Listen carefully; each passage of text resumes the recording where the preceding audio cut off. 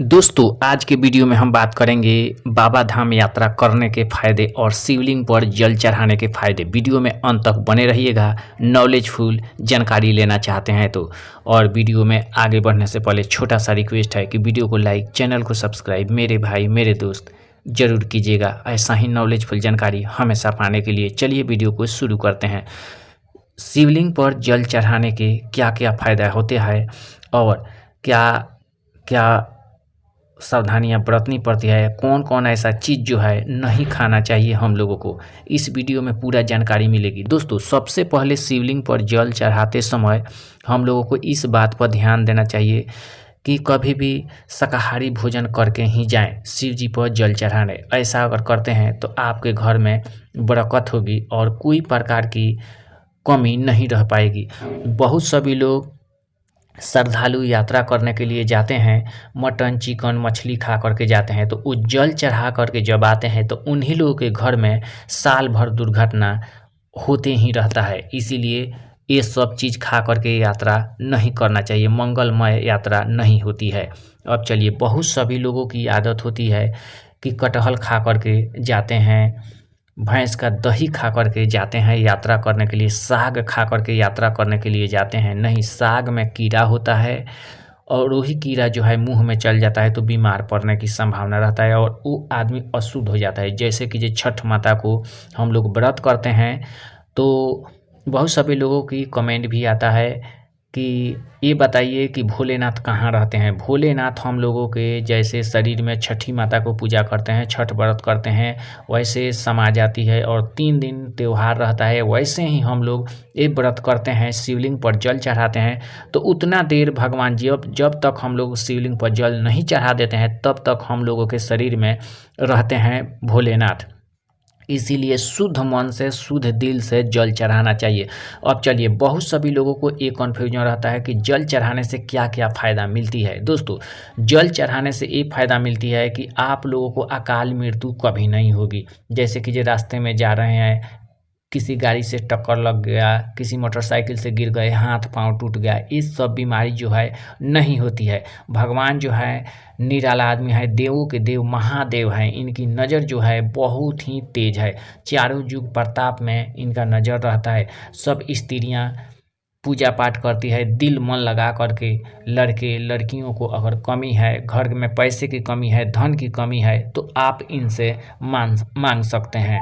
और साल में कभी भी सांप नहीं निकलता है घर में, इसीलिए महादेव का पूजा पाठ जरूर करना चाहिए।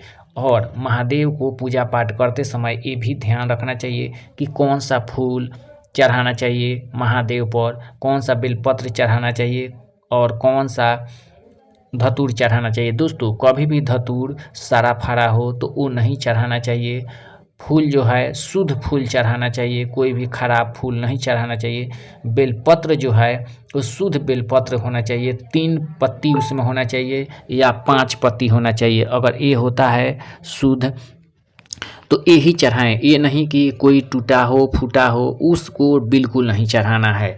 और कभी भी गाय के दूध के ही जल चढ़ाना है, ये आप लोग ध्यान में जरूर रखें। गाय के दूध के जल चढ़ाते हैं तो भोलेनाथ का नंदी जो है, इसीलिए नंदी आई है। और नंदी जो कब से हुई, भगवान का सृष्टि हुआ है तब से, धरती माता के आगमन से ये हुई है और भगवान का सृष्टि रचा हुआ है, इन्हीं भोलेनाथ का सृष्टि रचा हुआ है और माता दुर्गा जी का, ये दोनों के कृपा से इस सारी समस्या का समाधान होता है। इसीलिए सभी महिलाएं और पुरुष जल चढ़ाते हैं। आप लोग भी अगर नहीं करते हैं ये पर्व तो ज़रूर कीजिए और श्रद्धापूर्वक जाइए भोलेनाथ के मंदिर में और जल चढ़ाइए। आपके घर में कभी भी बरकत होगी, कोई भी संकट नहीं आएगा। कभी भी अशुद्ध खाना खा करके नहीं जाना चाहिए। जैसे कि ये बैगन की सब्जी हो गई, बैगन की सब्जी भूल करके भी नहीं खा करके यात्रा करना चाहिए, शिवलिंग पर जल नहीं चढ़ाना चाहिए। बैगन में होता है कीड़ा, वही जो कीड़ा मुंह में चल जाता है तो हम लोगों को बीमारी होने की संभावना रहता है और तरह तरह के भयंकर बीमारी हम लोगों को हो जाती है। ऐसे बीमारियों से बचना चाहते हैं तो बैगन की सब्जी न खाएं, कटहल की सब्जी न खाएं, बेलपत्र जो है सुंदर चढ़ाएं। कोई भी काम करें तो सुंदर से करें, लगन से करें।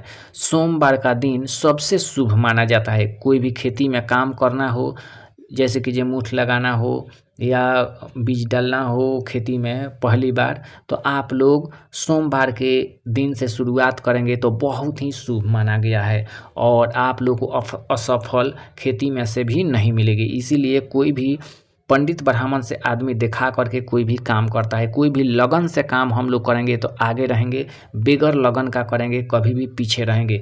कभी भी पैसा कमाने लोग जाते हैं लेकिन उनके कमीनी में बरकत नहीं होती है। क्यों नहीं होती है? जब हम लोग क्या करते हैं कि अशुद्ध खाना खा करके जाते हैं बाहर, जैसे कि मीट हो गया, मछली हो गया, अंडा हो गया, मटन चिकन खा करके यात्रा करने वाले लोगों के घर में कभी सफलता नहीं बीती है। कभी भी कहीं यात्रा करना है तो दही खाने के बाद में ही यात्रा करना चाहिए। मटन चिकन भले रात में खाइए, उससे कोई इतराज़ नहीं, लेकिन जाने के समय में आपको दही जरूर खा करके यात्रा करना है।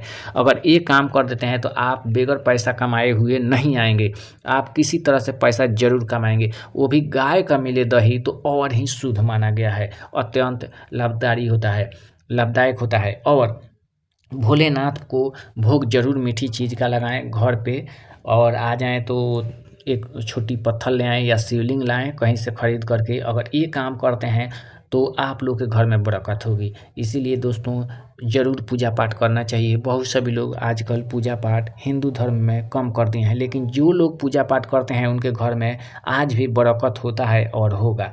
इतना आप लोग ध्यान में ज़रूर रखिएगा। जो लोग पूजा पाठ नहीं करते हैं उनके घर में बरकत कभी नहीं होती है दोस्तों।